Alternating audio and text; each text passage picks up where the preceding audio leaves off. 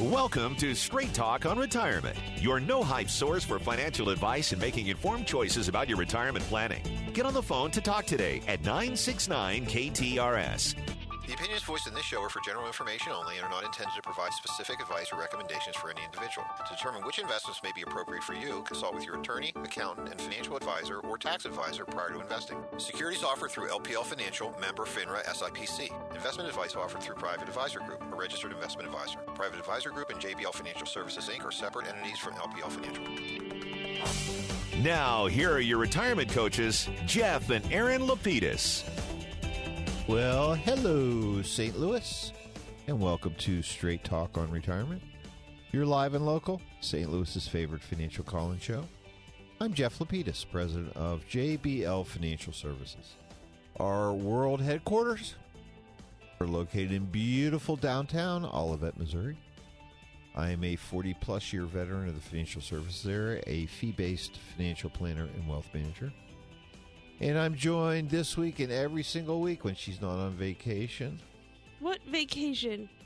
Exactly. When? No, not on vacation. When? By my very favorite, oldest prodigal daughter, Erin, who also is a fee-based financial planner and wealth manager. We help our clients make smart choices about their money. The way we do that is by designing a game plan. A written step-by-step strategy, a real game plan that has several goals in mind. First, it's to preserve, protect, and prudently grow the assets our clients have taken their entire lifetimes to accumulate. Second is to deliver a reliable stream of income, one they can count on, so they can do all the things they'd like to do during retirement. Hello, Aaron. And third is cost-effectively addressing their health care. Like helping individuals choose the right plan to supplement their medical coverage. And then when they're done enjoying their assets during their lifetime, we show them how to pass them on to the people they love. Whether it's their spouses or children, grandchildren, churches or charities, whoever it might be, with Uncle Sam or the tax courts taking a big bite out of their money. And as their wealth managers, the most fun job in the world right now, we watch their money every single day to make sure they're staying on track. And that's why they call us the retirement coaches. I caught you on the Twitter feed, didn't I? I was reading the client email that we were going to talk about. I got distracted. I understand. It's all good. I was just really excited for the content today. We are live and local. Folks should be able to figure that out. We couldn't record this. Not even if we tried. It's not even if we wanted to. That's right. Exactly. And I do remind everybody that all of our clients are folks that are just like you. They're over 55. They're within 5 years of retirement, or they're already retired. And what we do is we create a game plan for them that Aaron so eloquently discussed, with the purpose of creating a fun and hopefully financially secure retirement. That's what it's all about. And we do, before we do begin our program today, we want to extend a very happy extended holiday weekend to all of you. Yes. And as a reminder, which is kind of fun, we're 1 week away from the Ascension Golf Charity Golf Tournament at my favorite golfing venue, Norwood Hills Country Club, where the pros, the PGA senior pros, are going to be showing up. The originals. A lot of the stars are going to be there, so it's It's very exciting. So Jose Maria Olazabal, we saw him yesterday. He was on the range. Woohoo! So they're already here a week in advance? Some of them are. They're showing up. It probably makes a lot of sense. Check out the course. Not hitting on the range anymore today. It's kind of rainy. Range is closed. Exactly. But it's going to be a fun tournament. You can still get tickets if you like. And did you get to meet him? Did you go say hello? No. Walk up to him? No, because he might have asked me for a golf tip, or that he would have might been have embarrassing for you. He could have offered me one, but like tennis. Try tennis? Yeah, try tennis. That's probably the way my golf swing's been lately. It's one of those things. But we are here live and local, and it will be here next weekend. So if you have been thinking about it, come on out to Norwood and do that. You know, and maybe I'll get some free, like a month of free dues for giving them a freebie on the air. What do you think? Are they listening? Of course. We'll send it over to them. Come on, honey. Everybody's listening to this show, listening. right? Well, it is raining out. Why wouldn't you be listening to the show? Why wouldn't you?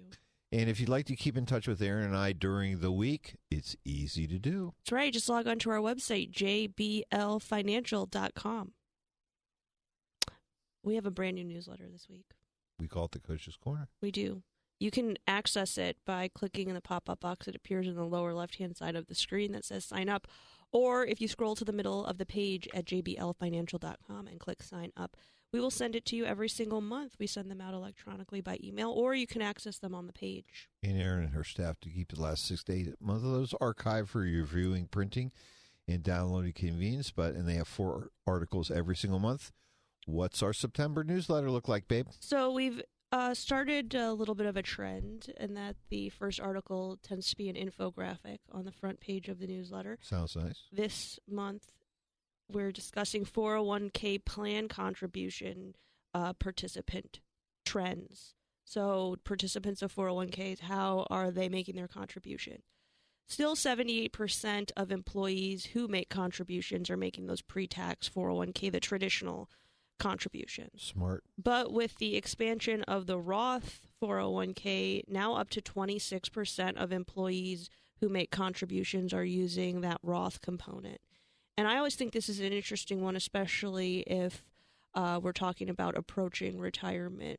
We find that when we do the math with some clients, that they have enough in their pre-tax account to sustain their income needs in retirement. So then it becomes, are we going to continue to take the deductions, or are maybe you going to consider starting to build up another bucket of money, potentially an after-tax bucket? And how do we do that? Using a Roth if you have access, or just by potentially taking the money home? So, good thinking. And we know that there are folks, especially as they get a little older, become more concerned about passing on what they have accumulated.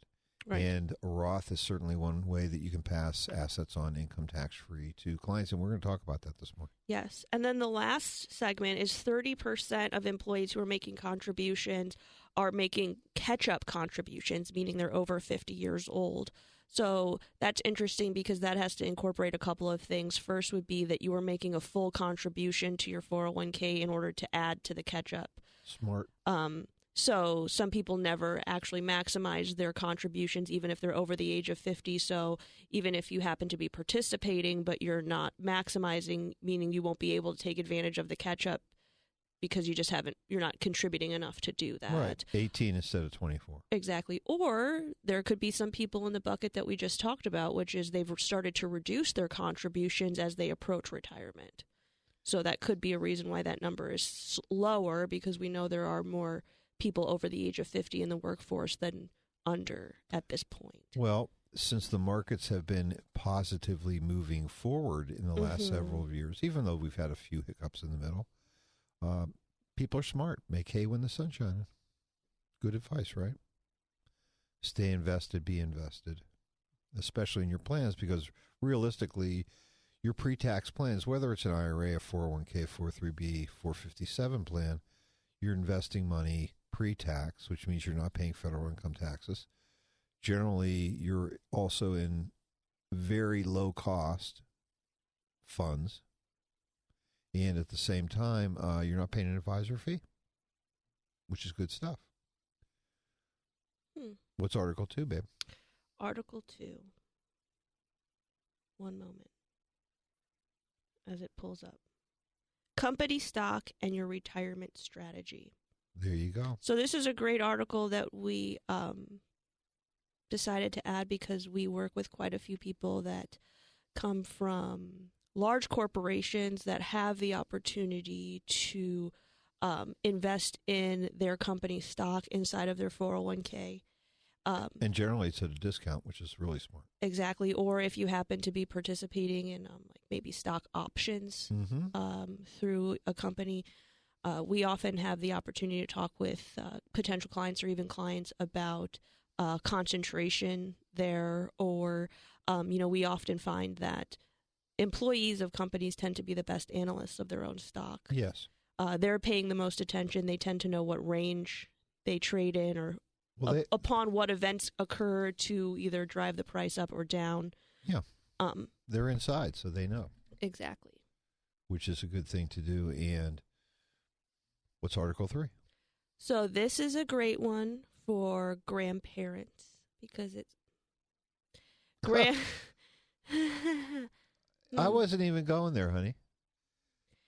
Well, But the Team Jeffers are going to be speaking up today. I know that. it's as if the world conspires against me every single week. I Hey. don't cause these conversations to arise, but I do not stop our listeners from hearing important information about potentially being a grandparent just because of your current predicament. I see. See how benevolent You can't Kind, believe me. If understanding you didn't, I if you am. didn't truly love the clients your and the children, listeners. your children, you wouldn't hope for grandchildren.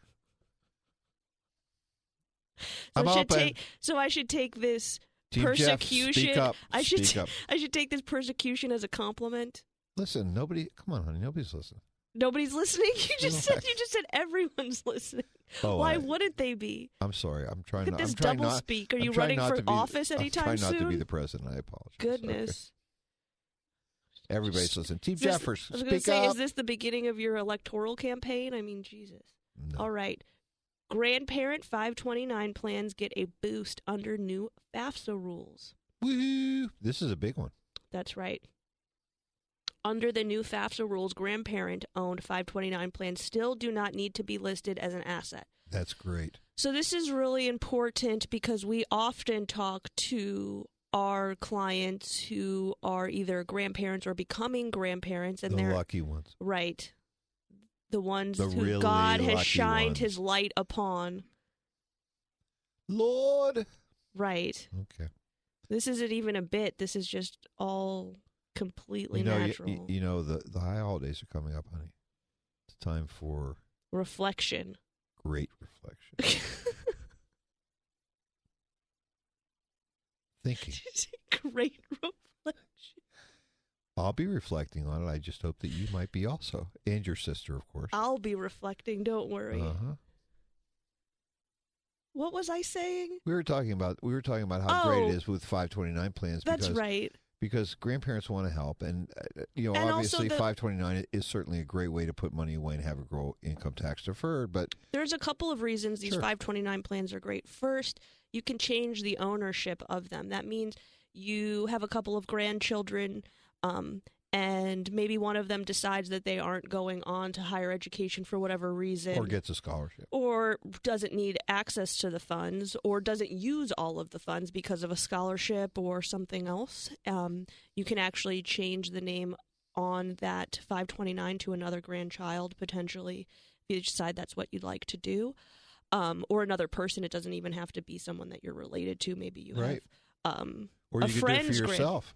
Cooking classes in That is Paris. true. Any type of secondary education, also anything used for secondary education. So maybe you have a talented grandchild that is a photographer, cameras, an artist. They need paint, they need supplies, things like that.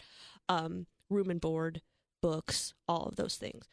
That's nice. The other nice thing, though, and this is what the article is really touching on, is that when the grandparents are the ones that own the assets for the grandchild, when the parents are filling out FAFSA forms in order to help qualify for financial aid, or even if the grandchild is filling out applications for scholarships, the assets that the grandparents own do not have to be listed as assets either the child or the parent owns.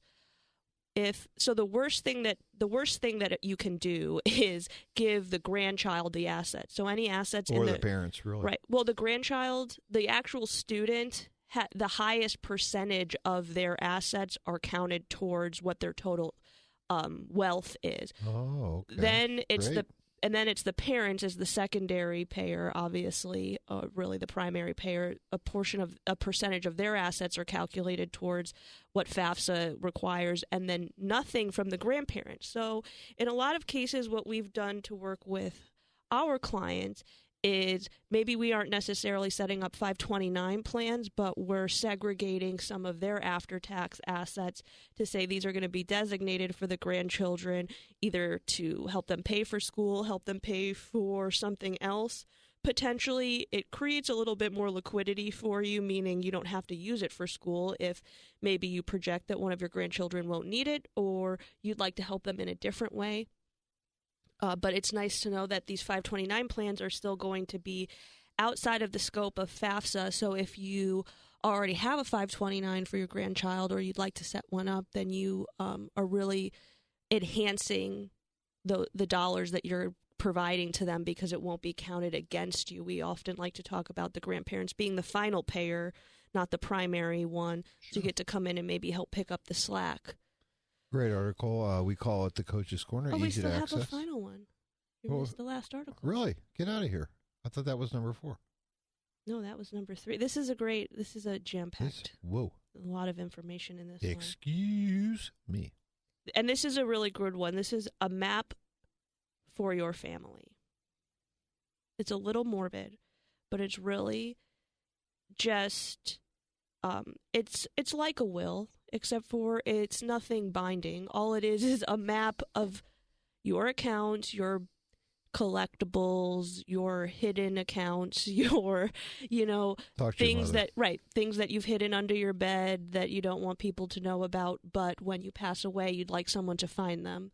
Our joke is that we're going to back the Goodwill truck up to the house, Sure. dump it all in, but if you have $5 bills hidden in every pocket, you might want your beneficiaries to know about that before they send everything off for donation. So what this is talking about is just creating a map for your beneficiaries to help close out your estate, not only the way that you want to, but efficiently and with as little stress as possible for the people that you've left behind, because obviously it'll be a difficult time for them. So to make things easy. And we have helped clients in the past develop these. Yes. And one of the also very important components is our name and telephone number. That's right. So if you are working with an advisor, it's definitely important that you take the opportunity to maybe have your family, other family members, especially children, beneficiaries, meet your current advisors, hopefully before the time comes when they're helping to distribute your assets. Or, at least provide your beneficiaries with their contact information, because they should be of the utmost assistance to your beneficiaries when you pass away in terms of, explaining how the accounts will be divided, what the process is for inheriting funds. And doing the paperwork. And essentially doing all of the paperwork in order to facilitate that for you. Now, they might not be able to tell you everything, but they should at least be able to tell you, if you're a beneficiary, what you would be entitled to, what the process for you would be, because I know that's what we do in our office. That's great. Again, now I can say that we do call it the Coach's Corner. Easy access. Go to our website, jblfinancial.com. Click on that Coach's Corner newsletter floating icon or in the lower left-hand corner. We're happy to send it out to you every single month. And it's fun. So we have a very interesting text question. Yeah, I could only see the top of it, so that's kind of cool. Go for it. Well, that's what I'm here for. Kicking off the show. But our phone lines are open. 931-5877, star 5877 from your cell phones, or 84126. Keep populating the text line. Well, we have a nice good morning from Kentucky Lake, and we One of our know clients. we know which clients these are. So happy that they're listening. Hopefully, down at Kentucky Lake, it is not raining. I've seen the beautiful view from their deck, and I would not want it to be sullied with even a drop of rain. Honey, we're not going to tell the story about these folks, etc., but Because we have already, yes. under different names, of course. Yes, but the truth is, it was so fun to see them purchase this property, Mm-hmm. obviously decorate the property, and really make it their own. Yes. It's just fun. It's just so fun to be involved in. Being on the journey and watching people Yeah. do what, when people come in and tell us what their goals are and then seeing them get there, how cool is that? It's joy. It is. So Now to the interest. That one, I mean, obviously that was an interesting so they text, said but this good is morning. a So good morning. good morning is right. So now to the technical question. Yes. Please explain a 7702 plan and if it's a good thing to have in your portfolio. I'm stumped, honey. I'm not. I figured because this is a type of a life insurance, I myself had to Google this 702J retirement plan.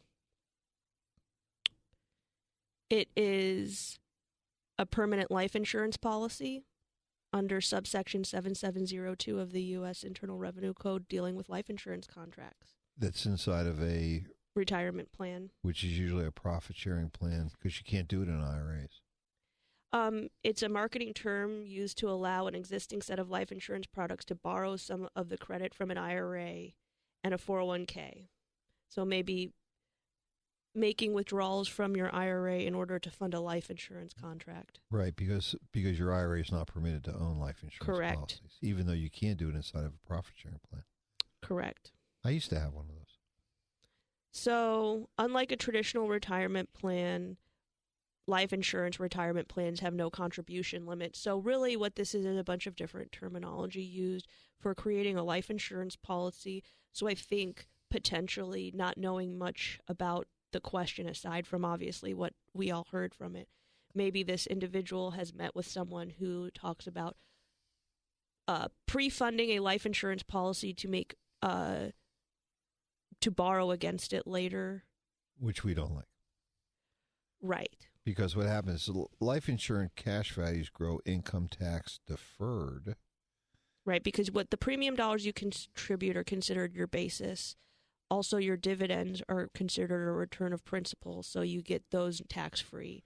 But the rest of the growth is not tax-free. The other thing is that if you borrow too much or interest rates go up, which is always a possibility because life insurance policies charge interest based on current rates, if the policy defaults, you can actually have a taxable event.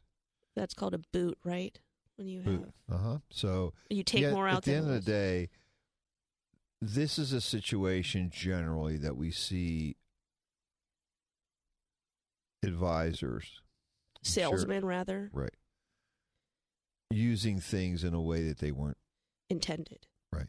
I mean, at the end of the day, life insurance has one purpose: to create capital when someone dies. And there could be different reasons why you've decided to Right. create the capital, but at the end of the day, the purpose of the tool, which is life insurance, is to create money for someone or something after you've passed away. And we've seen, over my 40 years plus of being a licensed agent, I've seen this, and it just doesn't sit right with me. It just doesn't. I mean, well, it's not an investment. It's a high commission thing, and the Right. truth is that it just doesn't make sense. I mean, there's so many other ways to get to the same place. Well, you also talk about this a lot, which is life insurance. And insurance is not an investment. Yes. It's two different things. The rate of return on policies are really the rate of return on the death benefit, because the rate of return on the cash value is bupkis.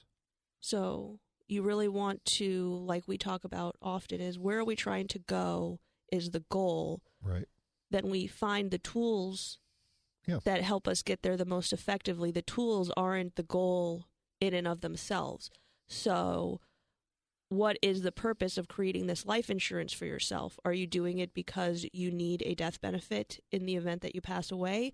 Or was this described to you in another way that might help you determine if this is something that you want as part of your financial portfolio? It's not part of your investment portfolio because it's a life insurance contract, but it is part of your financial portfolio, meaning many people carry different types of insurance in order to protect their assets. Is this something that you need for that purpose, or is it? I was going to say what's interesting is over my years in doing this, we start off by talking to folks that are typically younger because we use life insurance to create capital if that cash register, that person, dies. Right. Replacing an income. To replace an income stream. As our clients age, and especially the people that we're working with, life insurance really is a very different vehicle. Generally, they have their capital. So they don't necessarily need to create more upon their death. But what they want to do is preserve capital. Or potentially make the size of their estate larger. Right. Create more estate. Yes. And so life insurance takes a very different focus. And for me, and we're going to probably talk about this today, is that we're using life insurance today to help kids pay the taxes on those IRA on the transfers of IRA assets. So to use an insurance policy to create an income stream and do loans and all that stuff, it's a convoluted mess. I mean, that's what it is. And we've had to fix a lot of folks when they're looking at. Well, this, life this makes insurance sense. policies do not come without expense, and that's an important thing Right. to consider. Just like when we talk about investments and expense ratios and investment fees and charges, those are all hurdles that you have to overcome when you're looking for returns. Yeah, insurers don't work for free. Right. They're really good at making packages and making things look good, but the truth is, Oh, you mean they market? yes. Who knew? And they also have people that they're marketing to, which is actually the agents. They're not marketing Right. to the people, which is cool. But thank you so much for your text this morning. Again, our phone lines are Good. open. We'd love to hear from you. 931-5877, star 5877 for your cell phones, or 84126 from the text line. Yeah, babe, we had some. I thought this week was kind of fun. I thought what we do is address, and we've discussed this, is to address some emails that we've been receiving from clients. That's right. Throughout And- the week. And I just would like to kind of lay the foundation here. Okay. And it's actually fun because Fun foundation. when the markets are moving forward, Mm-hmm. and if you have seen, or I'm seeing those folks that have seen Mm-hmm. their account balances grow, and maybe at a rate greater than their expectations, what Correct. happens is they start thinking. Some get nervous. When's this going to end? How do I protect myself? I need to get more conservative, etc. I couldn't possibly live through another 2008 and 9 again. Exactly, and we hear that all the time. Sure. And we feel the same way. It's not unstressful for us. No, not at all. But we did receive an email last week. Hi, Aaron. Who knew? Someone sent me an email? Yes, directly. I'm interested in changing my risk tolerance to a 50-50, which is 50-50, 50% equities, 50% fixed income. I don't see what's the best anywhere way- on what's the your best- website to do that. What's the best way to do it? Well, the best way to do it is not to do it. I mean, let's be real. You know, we're required when we open up accounts with clients, and we're also every 3 years we check these. To take a risk. Appraisal. Right. You know, what is their tolerance to risk? And I will tell you down to a person, and sincerely, that if there was one question that you would ask somebody that would tell them what is their true risk tolerance, is called, do you want your account to keep up with the rate of inflation? Right. Do you want to live off of the interest and the earnings of your principal without eating away at your original investment? Do you want it to keep up with inflation? If you answer that question, yes, that automatically makes you what we call a moderately conservative investor, Right. which means that your mix should be somewhere at 60% stocks, 40% bonds and cash. And that would be on the low end. On the And- low end of the range. The high end of the range would be basically 78% stocks and 22% 22%. bonds. And this obviously Moderate. changes with interest rates. So if we looked back 20 years, and we have to go back nearly 20, Yes. the mix could be different. No question, because the fixed income side is really not carrying its water at this point. Not only is it not carrying its water, in some cases it's really created a little bit of drag. So, you know, we have this dichotomy of opinions. Mm-hmm. You have the one side, which is, oh my God, I've made money in my portfolio. How do I protect it? Mm-hmm. And then you also have, oh my God, I'm making money. How do I make more? I couldn't possibly have a single bond in my portfolio because the market's going crazy. Right. Some people, what we have found, what I have found specifically, and I know Aaron would agree with this, is that as clients become more confident about the capability of their advisors, And they're they have seeing a confidence in, positive right. They have and there's- confidence in their cash flow. right, then what happens is they become more and more open They have more to- appetite for risk. for risk. Or perceived risk, I would say, because Right. the other thing that we're battling is a recency bias, which is Yes. over the last 10 years, yes, we've seen some major dips. Even last year, we experienced a 35% decline in the market, but the recovery was so quick that we haven't experienced a negative year in the market in the last 10. Yep. So what I would suggest here is that, really simple. It's a phrase I've heard many times. Don't fight momentum. That is true. You know, we are. I mean, look, no one knows how long the markets will continue to grow year over year. God willing, it would happen forever, but it's not going to happen that way. Right. So the purpose of good years is to not only make your cash flow work, but also to bank money so that in the negative years or less profitable years, you're able to make withdrawals without having to change your withdrawal strategy. And the thing is that for the clients that we have worked with over long periods of time, they've been in a position to be able to do that. Having ups But and that downs. also means that we have to keep follow our rules, even Right. in times, even in the really Right. good times. That doesn't mean pushing everyone's risk tolerance to 100% equities, because that's not what their risk tolerance is. It's not prudent. Nor does it mean pulling back 100% because we made some gains. And that's not prudent. Nor does it mean changing how much you're pulling from your portfolio because you've seen growth. Because the whole idea is that we're looking Right. for stability over long periods of time. So like you said, Dad, in the nice up years, we get to bank for the not so good years. But if we eat away at all we've banked, we don't have anything for the leaner years. Well, it would be nice, it would be nice if our clients followed our advice, but it's all. I feel like sometimes we're like ATM machine time, right? Woo-hoo, look how much we did. So that's one. Well, it is at the end of the day, there, Bunny. We're just here to advise. So let's go to our second email, which actually I think this flows nicely. Exactly. And the second email was from some clients of ours, and they said it was so good. The news is so good about our current account balances. Keep growing, and we're spending more money. Woohoo! We love that. It's growing faster than they can spend it. Now we're starting to wonder if we should spend more. I love that. That's great.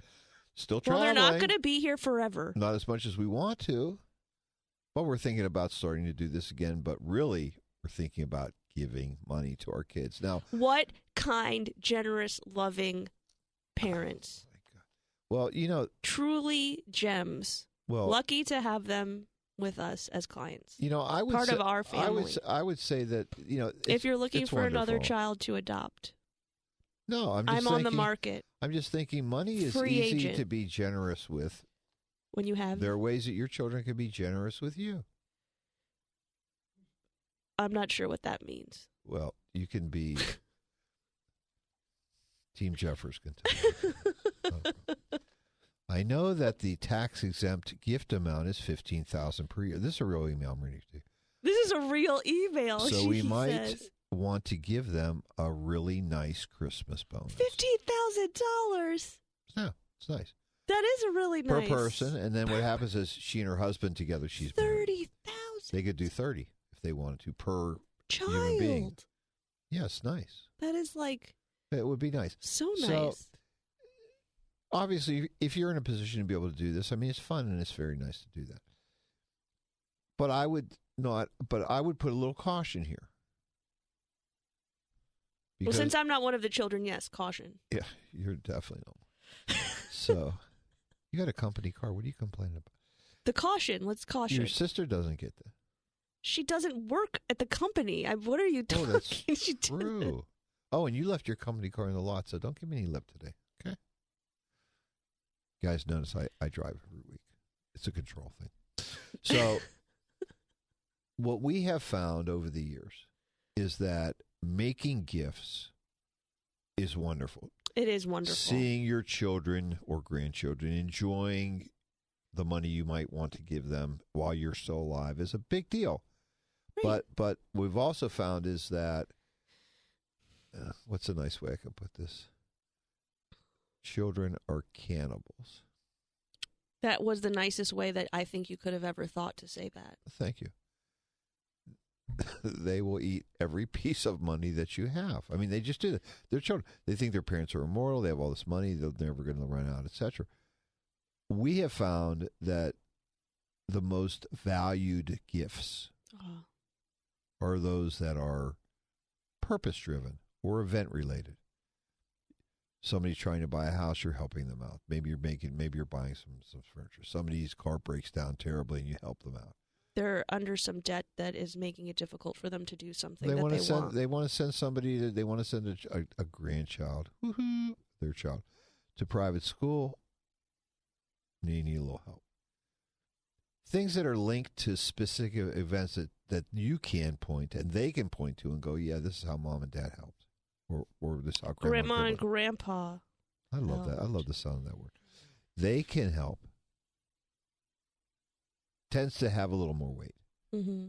If you're just giving cash, there are negative things that can happen. And we've seen this too. You might start counting their money. Right. What do you use it for? I was watching Everybody Loves Raymond the other day.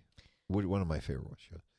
And it happened to be a show about how Robert was down on his luck. The police force was like cutting back on his hours. And Robert's a brother. Right, of course. Okay. The giant, they call him the giant. He's a tall one. And so they wanted to help him out. Mm-hmm. They felt, etc. And they did. They gave him some money. And then what happened was he walked in and said, I'm going to Las Vegas. They weren't happy. Because he was complaining about eating bologna at every meal, and they just didn't appreciate that.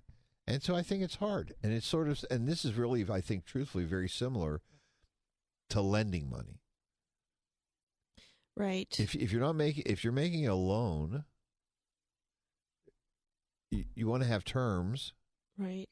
Because if you don't, what happens is you can be looking over people's shoulder. And frankly, family members are the worst people to look over their shoulder. You don't want to do that with your kids. Certainly not.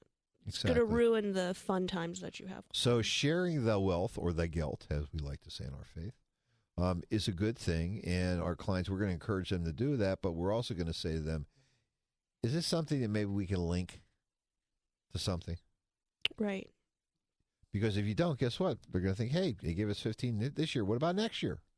Wise. Sort of like Passover. Why is tonight different than any other night?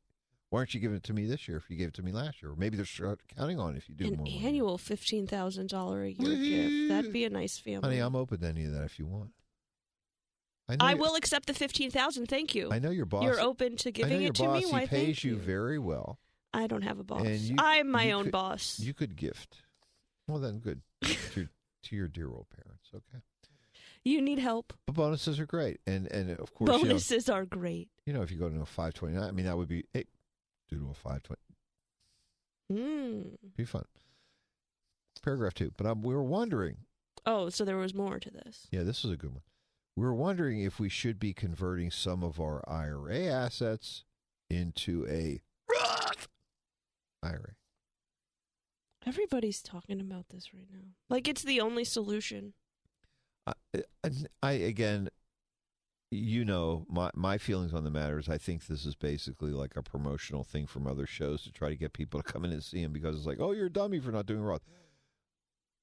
No.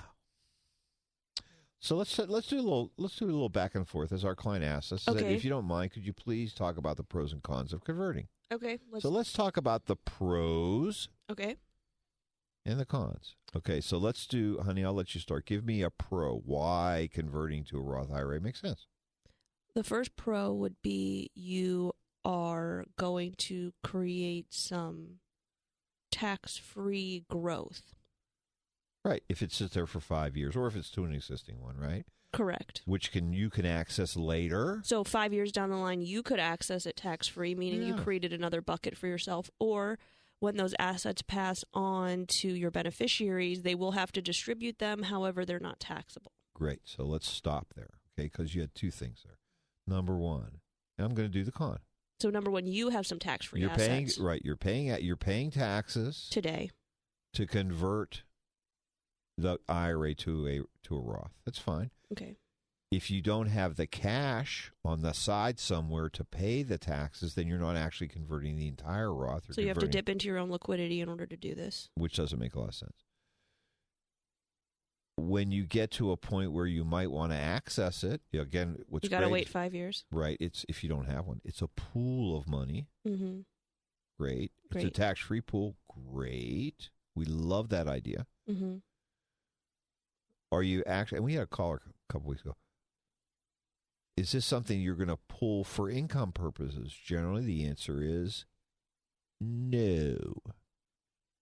No, you're not going to use it as income. You might use it as like a capital expense. If anyone thinks that they're going to be in a higher tax bracket in retirement you're wrong.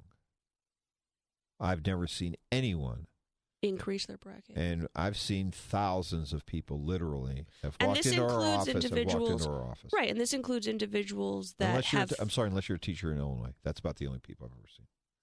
Unless you have access, even if you have access to a pension, we Right. still don't see individuals No. earning more in or paying more in taxes in retirement than they did while they were working. If you're married and filing a joint return, you can earn up to almost $90,000 in a calendar year, Social Security, pension, IRA distributions, etc., and stay in a 10% effective tax rate.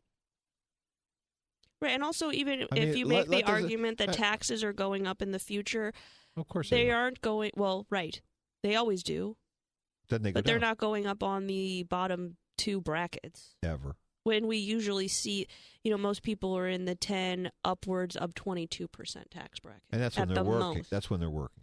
Right.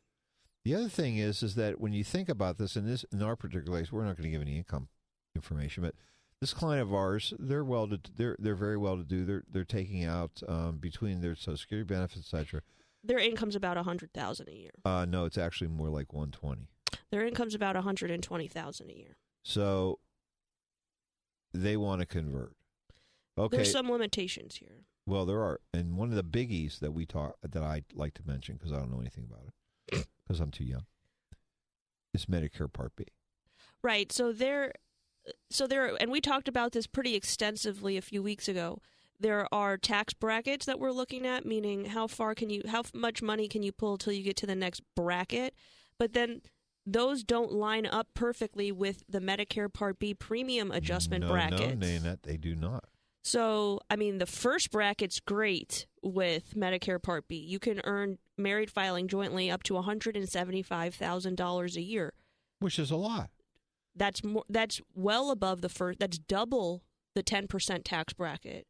Well, no question about it. Right. So you can blow right through that. That's totally fine. But what about a Roth? What about if you're doing a Roth conversion? If you have like the example we did,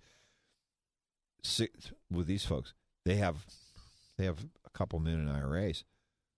They want to convert, let's say, a third, 600,000. Mm-hmm.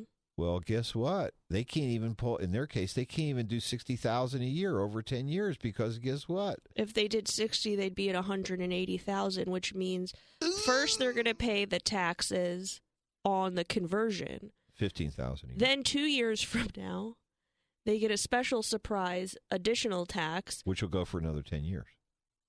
Right, because if they're converting 60,000 a year for 10 years, then for the next 10 years, so for, after 2 years, so if they did it this year, 2021, in 2023 through 2033, yes, they'll be paying a higher Medicare Part B premium because they have surpassed the base bracket for Medicare Part B premiums because those are income adjusted. and it doubled. It essentially doubles. Also, it counts for both spouses, so you get hit for both people. So, and this is not something you can appeal because you made the choice to do this. In real money terms, we're talking about a couple $100 a month. Right. So you're at least another $2,000 a year in what you could consider taxes. It's an expense Right. and also it's unavoidable. Every year that you do this, you're pushing out the increased premium amount for another year. We've talked about in the past having your premium adjusted, but that's because of a life-changing event, not because, unfortunately, of a choice. Like, for example, we had a question about somebody sold a house. Well, how do they account for that? Well, the way you account for it is by paying the increased Medicare Part B premium, unfortunately, because it's just like paying taxes on anything else. Well, you are successful, you earned a lot of money, you'll pay the taxes. The only way you can adjust your Medicare Part B premium is if you have a life-changing event. I left work, I'm no longer earning that amount. That's how you can get a decrease. So there's an additional, it's not a hidden tax because we just talked about it. It's just a less thought of tax that is going to be coupled with this conversion. So we would have to do a lower amount over a longer period of time.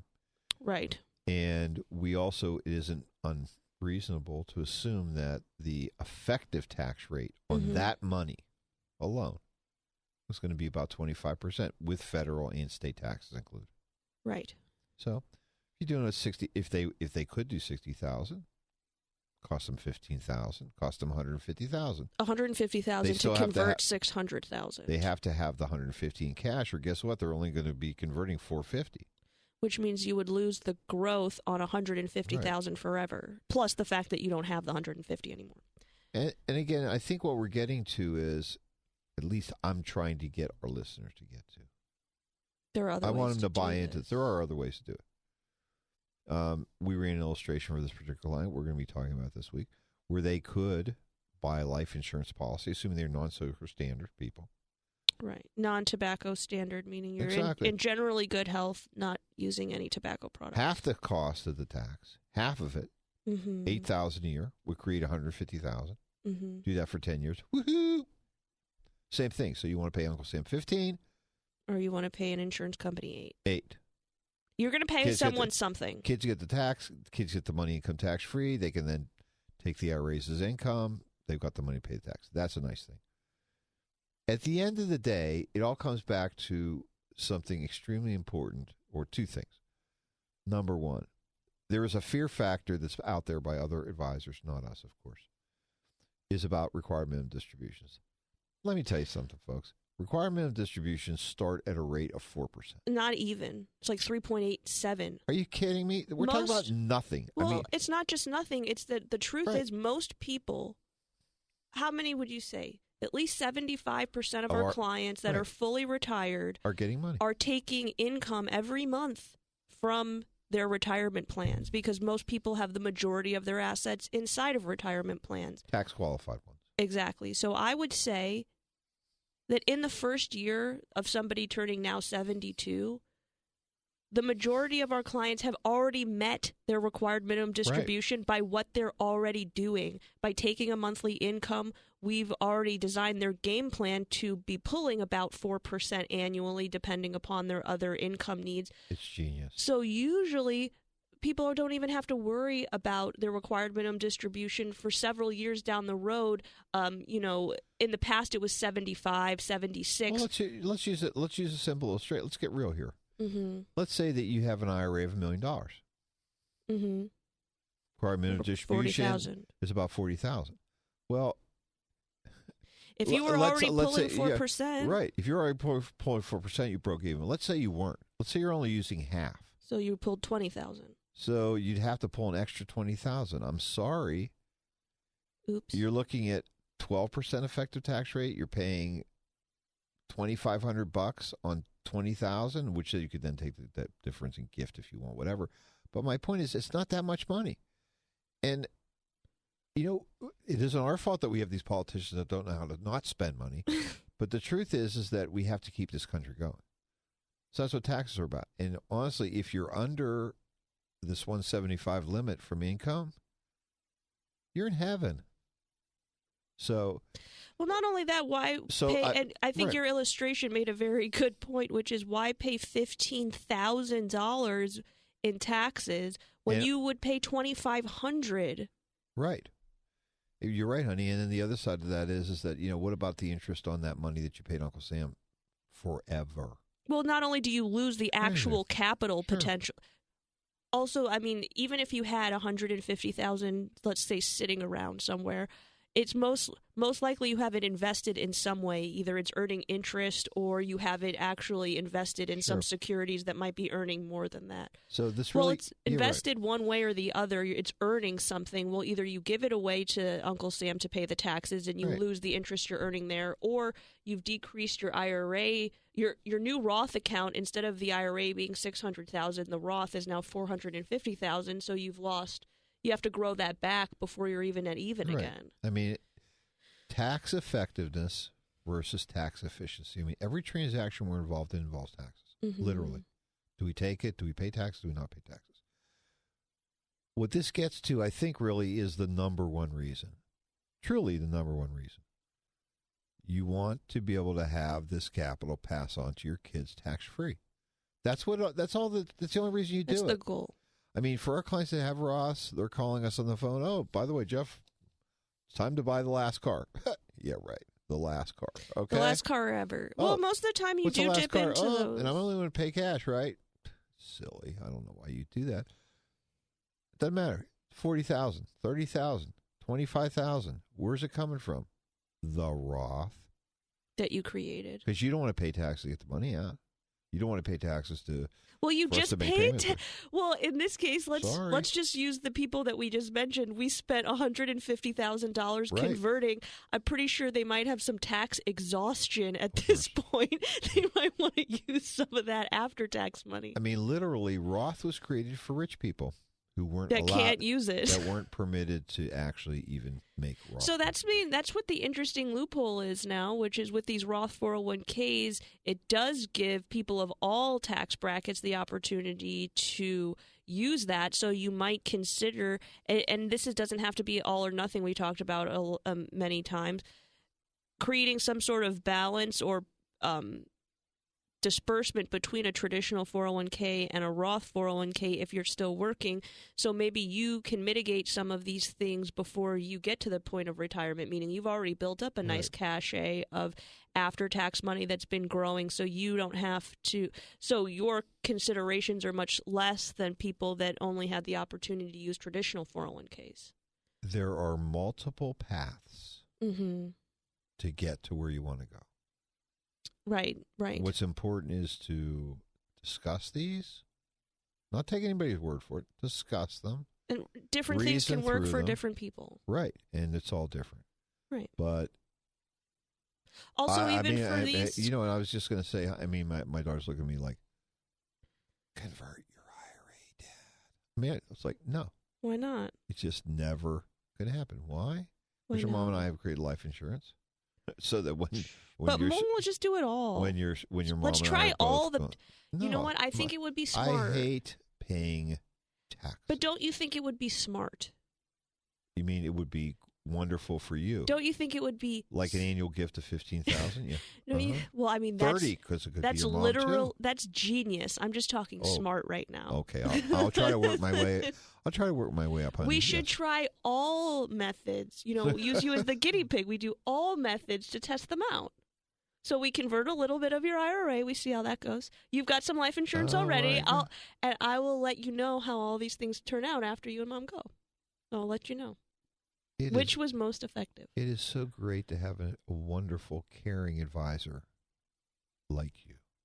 I think the listeners would appreciate it. Well, many of the listeners do. Right. They come in and visit, coaching sessions. Many of them become clients. Right, so they can hear more about all of the testing we do on your portfolio.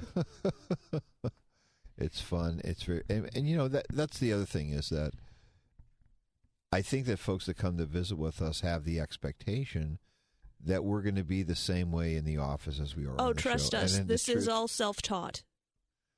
30 plus years of experience. What it is. Well, I've had our whole lives to practice for these moments. No Roth conversion, honey. Ain't gonna happen.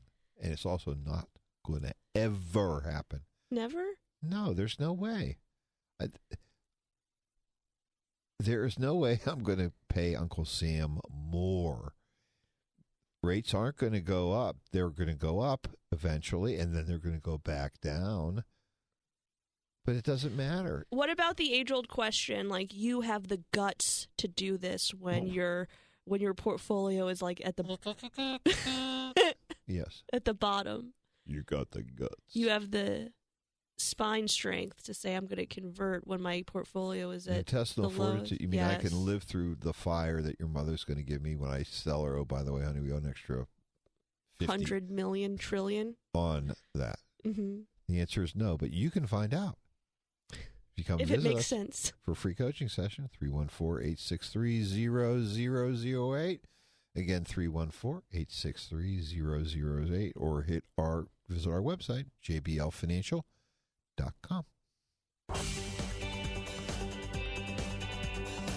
The opinions voiced in this show are for general information only and are not intended to provide specific advice or recommendations for any individual. To determine which investments may be appropriate for you, consult with your attorney, accountant, and financial advisor or tax advisor prior to investing. Securities offered through LPL Financial, member FINRA SIPC. Investment advice offered through Private Advisor Group, a registered investment advisor. Private Advisor Group and JBL Financial Services, Inc. are separate entities from LPL Financial.